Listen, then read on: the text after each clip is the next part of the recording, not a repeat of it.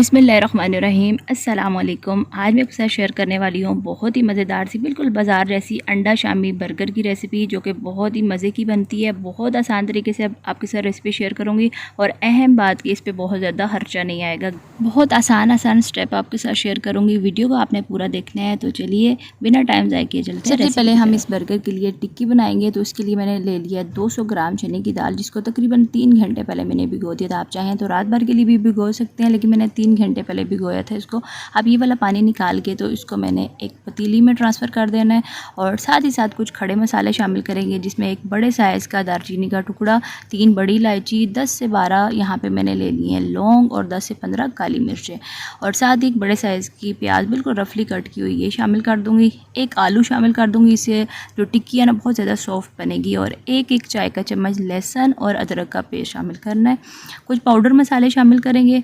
इसमें 1 चाय का चम्मच ज़ीरा, आधा चाय का चम्मच हल्दी, और साथ ही साथ 1 चाय का चम्मच सुरख मिर्च, और 1 चाय का चम्मच कुटी हुई लाल मिर्च, 1 खाने का चम्मच सूखा धनिया पिसा हुआ, आधा चाय का चम्मच गरम मसाला, और 1 चाय का चम्मच या हस्बे ज़रूरत नमक शामिल करेंगे।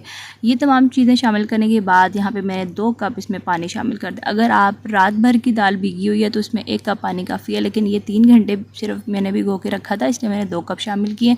अच्छे तरीके से मिक्स करके इसको ढक्कन से ढक के तकरीबन 15 से 20 मिनट तक, या फिर उतनी देर तक हमने इसको पकाना है जब तक ये दाल अच्छे से गल नहीं जाती।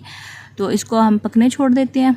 तो यहाँ पे तकरीबन 20 मिनट के बाद मैंने ढक्कन हटाया। बीच में 1-2 दफ़ा मैंने चेक भी किया था इसको। अच्छे से हमारी दाल जो है गल चुकी है, लेकिन थोड़ी बहुत इसमें नमी मौजूद है। तो ये जितने भी इसमें खड़े मसाले हैं ना, ये मैंने इसमें से निकाल लेने। अब इनका काम ख़त्म हो गया है। यहाँ पे खड़े मसाले निकालने के बाद मैं इसको दाल घोटना जो होता है ना लकड़ी का, उसकी मदद से मैंने अच्छे से इसको पीस लेना है। दाल को आप चाहें तो चॉपर में भी डाल के पीस लेंगे। गरम गरम जब आप पीसते हैं ना दाल को तो अच्छे से पिस जाएगी। तो यहाँ पे मैंने अच्छे से पीस के इसको रख लिया है। अब इसमें मज़ीद हमने कुछ चीज़ें शामिल करनी है। आप देख सकते हैं बहुत अच्छे से दाल जो है ना वो हमारी पिस चुकी है। तो 2 से 3 खाने के चम्मच हरा धनिया और 6 से 7 हरी मिर्चें बिल्कुल बारीक कटी हुई शामिल कर दी हैं। और अगर आपको ज़्यादा स्पाइसी पसंद है तो इसमें आप ज़्यादा मिर्च भी शामिल कर सकते हैं। अच्छे तरीके से हमने इसको मिक्स करना है, और तमाम चीज़ों की मिक्सिंग करने के बाद हमने इसकी टिक्कियाँ बना लेनी है।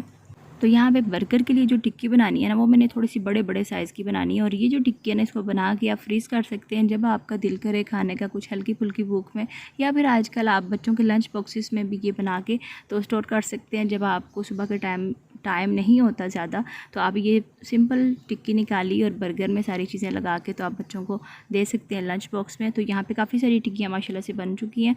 तो इनमें से कुछ को हम फ्रीज़ कर लेंगे और कुछ से हम अपने मज़ेदार से बर्गर बनाते हैं। इनको साइड पे रखते हैं। नेक्स्ट स्टेप की तरफ चलते हैं। नेक्स्ट स्टेप में हम बनाएंगे ग्रीन बहुत ही मज़ेदार सी चटनी, जो कि इस बर्गर को बहुत मज़ेदार सा टेस्ट देगी। तो एक मुट्ठी मैंने धनिया और पुदीना ले लिया, 3 बड़े जवे लहसुन के, 1 बड़े साइज़ की हरी मिर्च, आधा चाय के चम्मच मैंने ले लिया यहाँ पे सफ़ेद ज़ीरा, और इसको मैंने थोड़ा सा पानी डाल के ग्राइंड कर लेना है, और दही में मैंने इसमें शामिल कर देना है इसको। इस तरीके से मज़ेदार सी ग्रीन चटनी बन गई और इससे बहुत मज़े का बर्गर में टेस्ट आएगा। और नमक यहाँ पे हस्बे ज़रूरत में शामिल करके इसको अच्छे से मिक्स करके इसको साइड पर रख देंगे। साथ ही यहाँ पे मैंने 2 अंडे ले लिए, इनको मैंने तोड़ लेना है एक बाउल में, और इसको अच्छे से मिक्स कर लेंगे। थोड़ा सा तकरीबन मैंने 1/4 चाय के चम्मच नमक शामिल करके अच्छे से इनको मिक्स कर लेना है।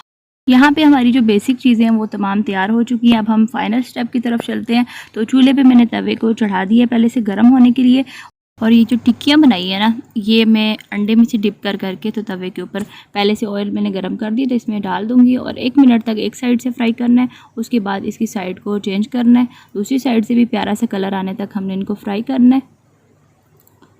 तो यहाँ पे हमारे कबाब जो है ना बहुत अच्छे से फ्राई हो चुके हैं, बड़ा प्यारा सा कलर आ चुका है। तो इनको एक करके मैं निकालती जाऊँगी।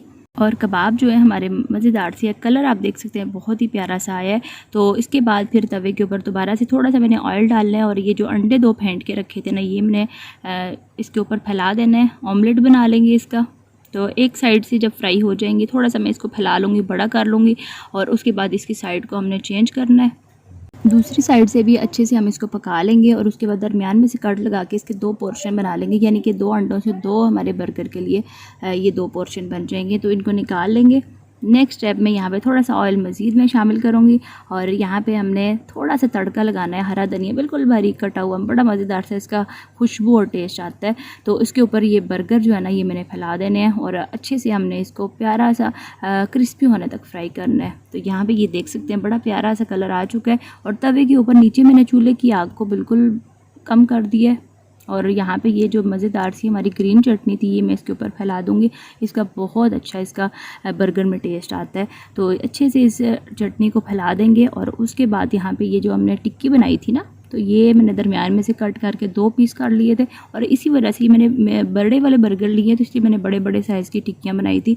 तो 2 टिक्की, एक टिक्की जो है ना वो एक बर्गर के लिए इनफ होगी। और ये जो हमने ऑमलेट पोर्शन बना के 2 रखे थे ना, ये हमने इसके ऊपर फैला देना है। और उसके बाद ये लच्छेदार प्याज मैंने काट के, तो सिंपल मैंने पानी में रखी हुई थी, तो ये मैंने इसके ऊपर फैला देनी है। यहाँ पे सब्जियाँ आप अपनी मर्ज़ी से, यहाँ पे टमाटर भी शामिल कर सकते हैं, खीरा भी शामिल कर सकते हैं, जो आपको पसंद हो। और उसके बाद केचप इसके ऊपर डाल देंगे और मेयोनीज़ का बहुत मज़ेदार सा टेस्ट इसमें आएगा। तो ये मेयोनीज़ जो है ना, ये मैंने इसके ऊपर फैला देनी है और इस तरीके से ना भरी हुई फिलिंग के साथ मज़ेदार सा हमारा ये अंडा शामी बर्गर जो है ना, ये रेडी हो चुका है।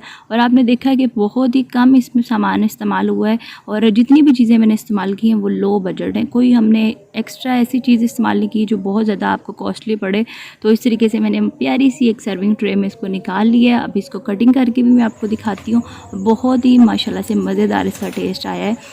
तो ये आप देख सकते हैं इसकी फ़ाइनल लुक। इसको मैंने काट लिया है और बहुत ही मज़ेदार सा माउथ वाटरिंग है। ये आप शाम के स्नैक के तौर पे भी इस्तेमाल कर सकते हैं और इसके अलावा बच्चों के लंच बॉक्सेस के लिए बेहतरीन ये रेसिपी है। आप इस तरीके से कबाब बना के फ्रीज़ कर सकते हैं और इस तरीके से बच्चों को सुबह के टाइम बना के तो उनको लंच बॉक्सेस में दे सकते हैं। और इसके साथ ही मैं आपसे इजाज़त चाहती हूँ। वीडियो को लाइक और शेयर करना मत भूलिएगा और चैनल पर अगर आपने फर्स्ट टाइम विज़िट किया तो इसको सब्सक्राइब करके ऑल नोटिफिकेशन को ज़रूर प्रेस करिएगा, ताकि मेरी तमाम वीडियो की जो नोटिफिकेशन है आपको टाइम टू टाइम मिलती रहे। और इंशाल्लाह ताला मिलते हैं फिर किसी और नई मज़ेदार सी वीडियो के साथ। अल्लाह हाफिज़, फ़ी अमान अल्लाह।